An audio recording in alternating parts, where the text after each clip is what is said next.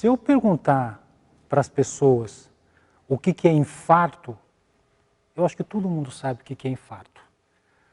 Se eu perguntar da mesma forma o que é derrame cerebral, todo mundo sabe também. Agora, se eu perguntar o que é embolia pulmonar, a maioria das pessoas não sabe o que é. E pasme, embolia pulmonar é a terceira doença entre as doenças cardiovasculares que mais mata no mundo.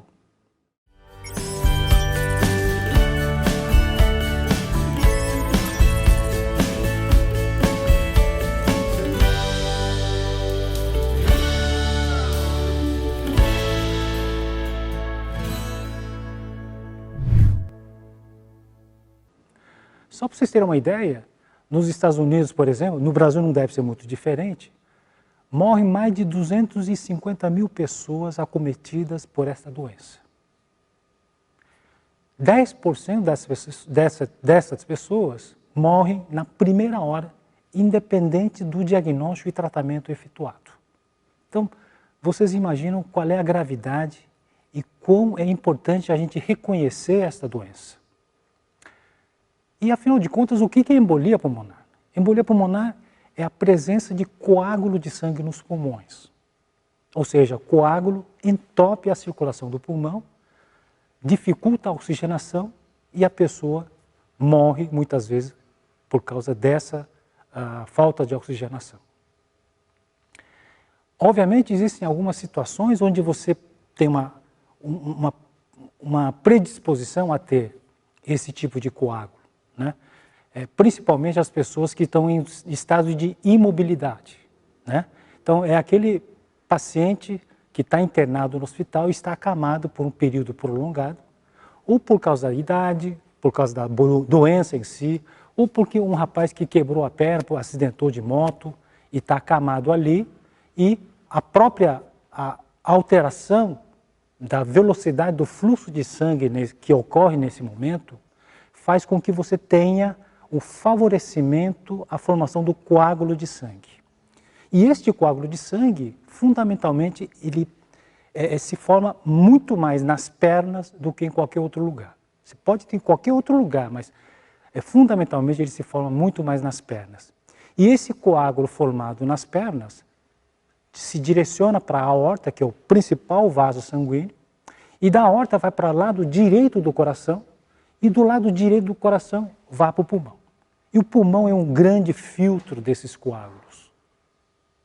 À medida que esses coágulos entopem a vasculatura do pulmão, dependendo do tamanho do coágulo, quantidade de coágulos e da condição pessoal do pulmão e do coração, as pessoas podem sentir falta de ar, e falta de ar de diversas intensidades. Pode ser falta de ar leve, moderada ou até mesmo intensa, até em repouso. E como não deixa de ser um infarto do pulmão, né, as pessoas têm dor. E essa dor é um pouco diferente, é uma dor, na medicina nós chamamos de dor ventilatório dependente. Ou seja, as pessoas têm dor para respirar. Então a pessoa quando respira profundamente tem que parar de respirar um pouquinho, para segurar um pouquinho, por causa dessa dor. Muito bem. Existem outras situações, além da imobilidade, onde você tem favorecimento à formação de coágulo. Então tem algumas situações, por exemplo, sedentarismo, indivíduo que é sedentário, obesidade, mulheres que têm varizes, né?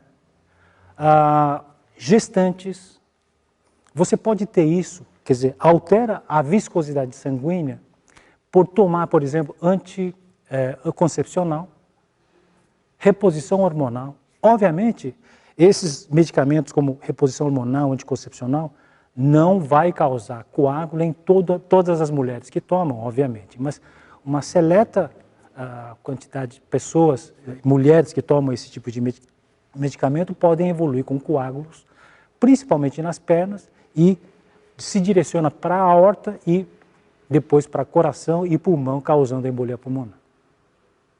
Bom, as pessoas têm, muitas vezes, a quantidade de coágulo e a reserva cardiopulmonar é tão pequena que muitas vezes o paciente morre em casa, morre na rua, né? Então, aquela morte que vocês eventualmente tivessem achado como se fosse infarto do coração, às vezes não é. A morte súbita pode ser causada por embolia pulmonar também, né?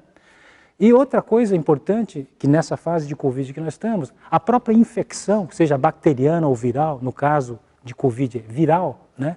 Existem já vários estudos mostrando que esses pacientes que tiveram Covid também podem ter embolia pulmonar, né? Decorrente dessa infecção, né? Por alterar a coagulabilidade do sangue, seja nas pernas, mas principalmente nos pulmões. Como é que a gente faz diagnóstico? Além da abordagem clínica, exame de imagem, no caso tomografia, para ver o pulmão, e ultrassonografia para ver as pernas. Como é que tratamos? Bom, remédio para afinar o sangue, que nós chamamos de anticoagulantes. Eventualmente a gente pode dar o remédio para fragmentar esses medicamentos, o coágulo sanguíneo, mas isso é uma situação muito restrita. Paralelamente a isso, eu acho que é metade do tratamento que nós chamamos de cuidados gerais. Então, além dos medicamentos, o paciente tem que fazer o tripé necessário.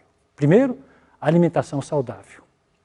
Alimentação saudável não é comer muito. Alimentação saudável é comer com qualidade.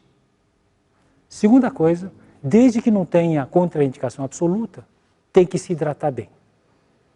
Pelo menos 2 litros de água por dia, desde que não tenha contraindicação. E terceiro, atividade física regularmente.